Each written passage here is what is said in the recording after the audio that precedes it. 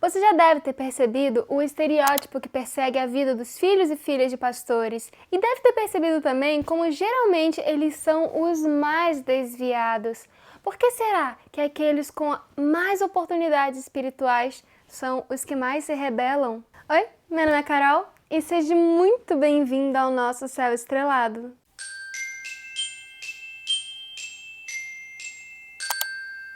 Acho que todo mundo, quando ouve a frase filho de pastor ou filha de pastor, já imagina um jovem adolescente rebelde que faz vergonha na família, que até estando na igreja não está muito afim das coisas da igreja, que pode até ter uma Bíblia embaixo do braço, mas as suas atitudes e os seus caracteres não são condizentes com a família, com o pastor ou com a esposa de pastor, ou então com o caráter de Cristo. E por que será isso?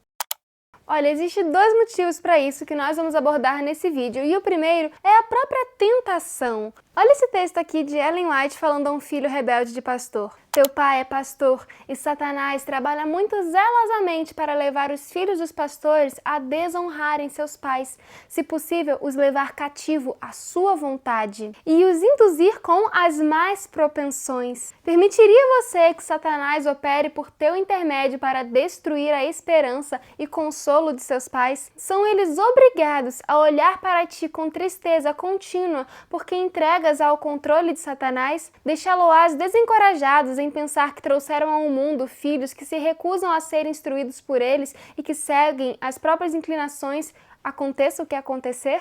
Essa carta de Ellen White está descrita lá no Lar Adventista e ela é uma carta realmente para um filho de pastor que é rebelde. E é claro, eu não estou dizendo aqui que isso é para todos os filhos de pastores, que todos os filhos de pastores e filhas de pastores são assim.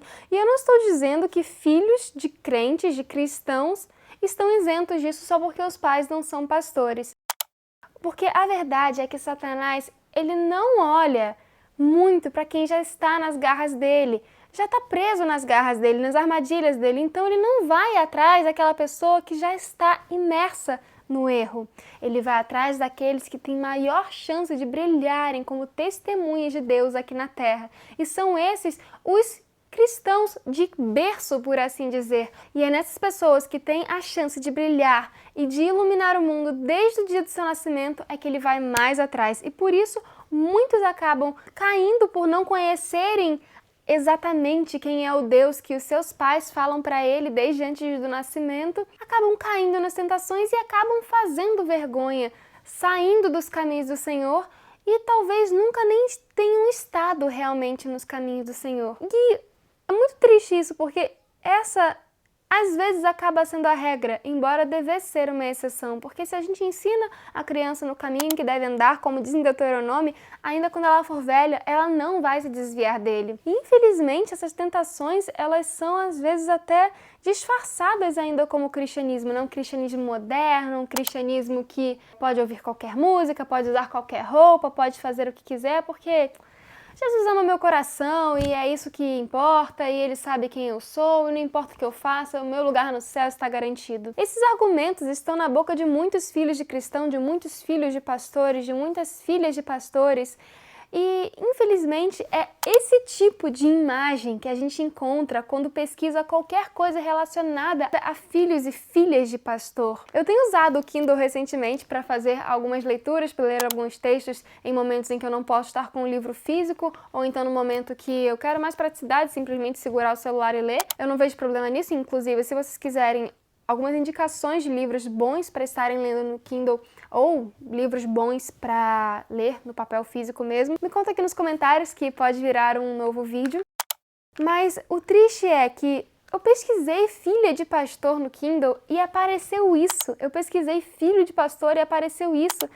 E esse não foi nem os piores, porque tem coisa que eu tive que borrar e tem coisa que eu prefiro não tirar print da tela porque é vergonhoso. Por que será que o título Filho de Pastor sempre leva a imagem de pessoas rebeldes que estão querendo a liberdade desse mundo? A verdadeira liberdade está em Cristo. E por que as pessoas que estão desde o nascimento, desde o berço, num lar cristão, ficam talvez mais cegos para isso do que as pessoas que já passaram pelo mundo, se arrependeram e viram? Bom, realmente tem a questão da tentação, como eu já falei, mas tem um segundo motivo que é muito triste e que poderia ser evitado. É um motivo que, aliado à tentação, faz estragos enormes. E é a culpa do próprio pastor ou a culpa dos próprios pais. Mas antes de a gente conversar sobre isso, fique bem claro que eu não estou acusando nenhum pastor. Eu conheço pastores pessoalmente que os filhos são exemplo.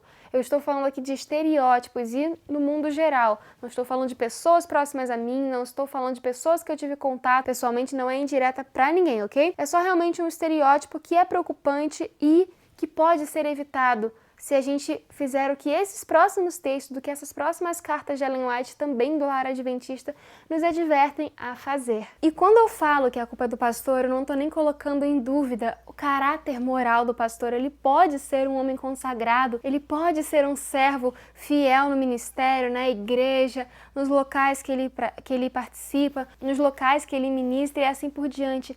Mas acontece que há um consenso geral no mundo que é o pastor, ele deixa o lar meio que abandonado. Não devia ser assim, mas o pastor acaba dando muito foco para o ministério, para a igreja e esquece dos próprios filhos. Só que olha só, vamos fazer um comparativo rápido aqui. Se um pai comum, ele se ausenta por qualquer motivo que seja o trabalho ou seja simplesmente não se importar com a criança, mas por isso existe uma defasagem no comportamento da criança. Essa criança ela vai ser tida, querendo ou não, em maior ou menor grau, como uma coitada, como uma criança que precisava do exemplo do pai e não tinha, e por isso ela se comporta de uma forma mais exagerada, de uma forma mais rebelde, e o pai é acusado como um monstro. Como assim você não está acompanhando o desenvolvimento do seu filho? E eu não estou dizendo que isso é certo, ele realmente tem que ser um pai presente, mas parece que quando se trata do pastor ou de um missionário em geral que não para em casa, mas que exige perfeição dos filhos sem qualquer explicação do porquê dessa perfeição. Quando esse pai, ele sai de manhã cedo de casa, volta tarde da noite, mal vê os filhos crescendo, mas ele estava na igreja, mas ele estava ministrando, mas ele estava cuidando das suas ovelhas. O pastor é quase adorado, porque ele sacrificou o tempo que ele teria com a família para servir a Deus. E o filho é julgado como um ingrato, como um rebelde, como simplesmente uma criança que devia fazer tudo certinho, porque ele é filho de pastor, que ele devia servir a Deus porque ele é filho de pastor, mas não tem explicação nenhuma para isso. Não tem o tempo do pai chegar com ele, contar as histórias bíblicas, não tem tempo do pai fazer como em Deuteronômio e ensinar a criança pelo caminho, para que quando for velho não venha se desviar do caminho. Às vezes os encargos ficam todos para a mãe, às vezes a mãe tem que ajudar no ministério pastoral. Como fica essa criança? Ela vai ficar largada às traças? Não importa se a criança é filha de uma pessoa comum, de um membro da igreja ou de um ateu, não importa se a criança é filha de um pastor. Criança é criança em qualquer família e não tem maturidade para entender esse tipo de sacrifício, e principalmente porque são sacrifícios que são, sim, por mais que não pareçam, desnecessários. Eles não têm maturidade para saber se criarem sozinhos. Eles precisam de um pai por perto, e se o pastor ele tem conhecimento bíblico, ele devia aproveitar esse momento em que a cabecinha da criança está um HD limpinho, para implantar toda aquela verdade naquela criança, para que quando ela for um jovem, um adolescente, não vire um filho de pastor rebelde, mas sim vire um braço forte no ministério. É um investimento de tempo e não uma perda de tempo, passar tempo com essa criança, ficar um pouco ausente do ministério da igreja para cuidar dessa criança agora. Uma criança não vai ser criança para sempre, ela vai crescer, e se ela for encaminhada desde cedo nesse caminho, ela vai se tornar um braço forte e não uma vergonha para os seus pais, como na primeira carta que a gente leu. E para não deixar eu falar sozinho, tem mais algumas, não só uma carta de Ellen White, também no Lar Adventista, que vai falar exclusivamente para os pastores que são pais. É o desígnio de Deus que em sua vida doméstica, o mestre da Bíblia seja um exemplo das verdades que ensina. O que um homem exerce maior influência do que ele diz ser.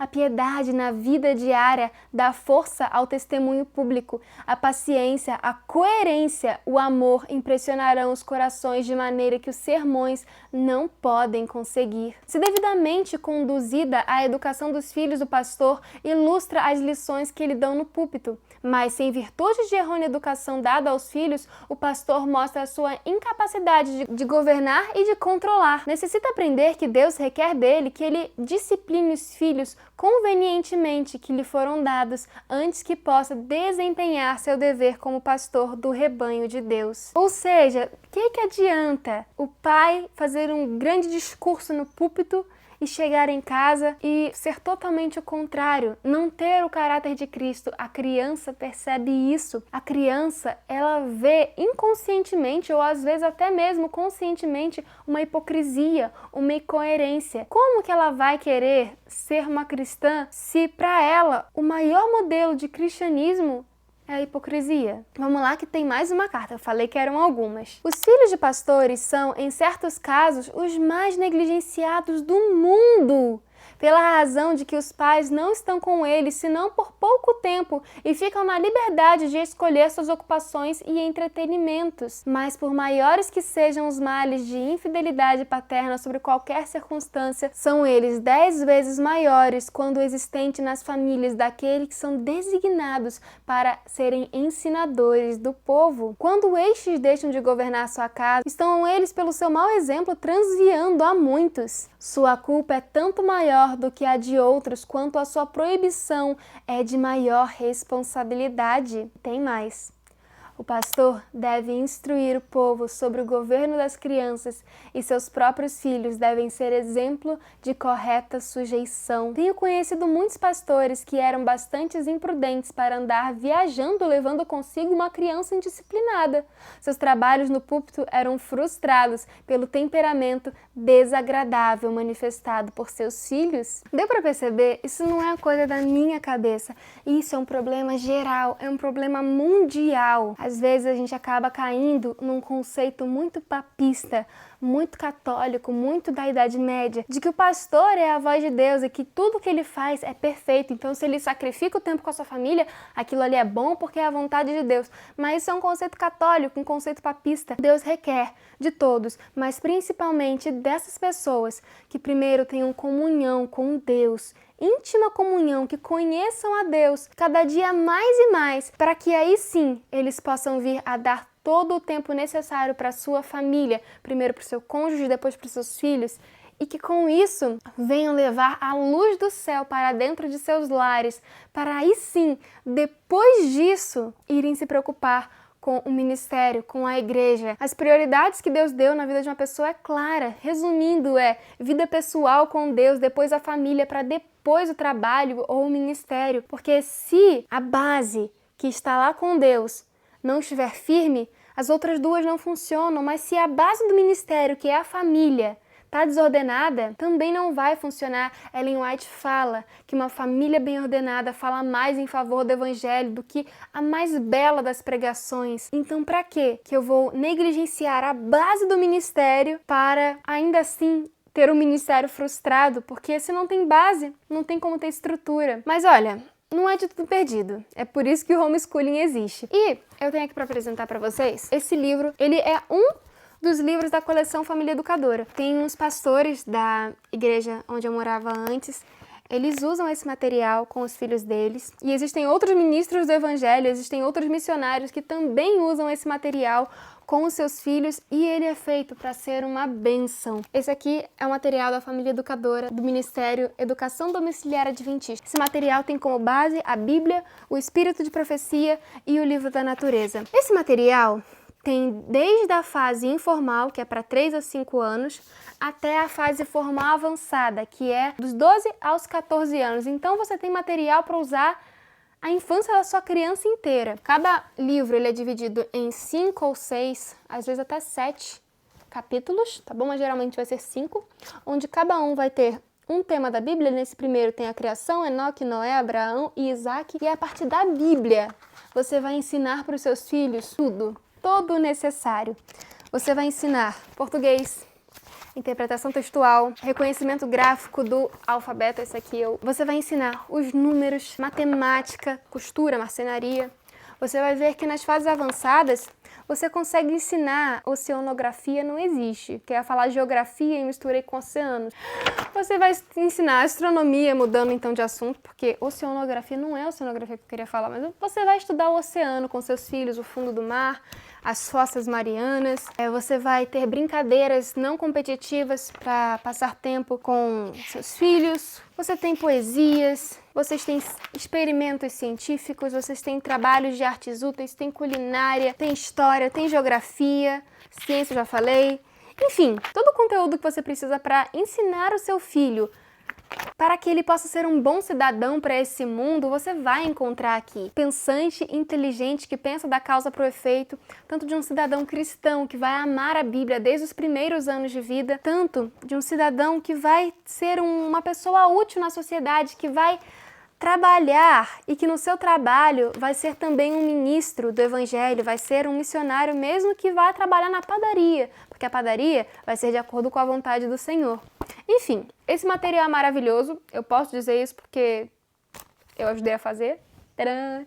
Esse aqui, se você não conhece, é o EDA, esse aqui é o logo antigo, o logo novo tá aqui. É o Ministério da Minha Família, Educação Domiciliar Adventista, é por isso que às vezes eu fico sem postar vídeo aqui no canal, porque eu tô empenhada produzindo esse material, essa diagramação aqui é toda minha. Os livros mais novos também passam pela minha mão na hora de encadernar, na hora de embalar, de enviar. Então, quando você recebe um livrinho desse em casa, pode ter certeza que eu tive muito carinho, muito cuidado na hora de embalar para enviar para você. E para você que veio aqui do nosso Estrelado, é só você colocar estrelas do nosso céu na hora de finalizar a sua compra, que você vai ter um desconto especial na compra da sua coleção Família Educadora. Você pode comprar só o primeiro volume, que dura cerca de um trimestre. Você pode comprar a coleção inteira, você pode comprar o site inteiro se você quiser. Você pode comprar os outros materiais que temos lá também. Tem organização semanal, tem planner da Família Educadora. Enfim, use esse livro, passe tempo com sua família, salve os seus filhos. Não se esqueça também de se inscrever no canal agora, porque eu esqueci de pedir no começo, mas não sai desse vídeo sem se inscrever no canal não, porque isso ajuda muita gente. Olha os links que tem aqui na descrição, além do missãoeda.com.br, porque eu sempre deixo mais coisas especiais pra vocês lá, tem a Bíblia que eu gosto de usar, enfim, tem um monte de coisa. Deixe também sua curtida, seu comentário, eu amo receber comentários de vocês, tá bom? Às vezes demora um pouco a responder, mas eu vou responder, não se preocupe, amo receber os comentários de vocês. E até o próximo vídeo. Tchau!